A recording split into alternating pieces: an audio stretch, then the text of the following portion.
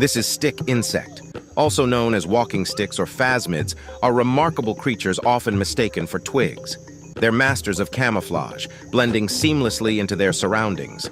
These insects are herbivores, feeding on leaves, and their slow, deliberate movements help them avoid predators.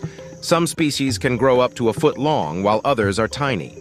Stick insects are found worldwide, with over 3,000 known species.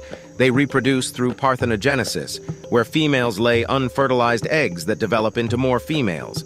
Their unique appearance and behaviors make them fascinating subjects for both entomologists and nature enthusiasts.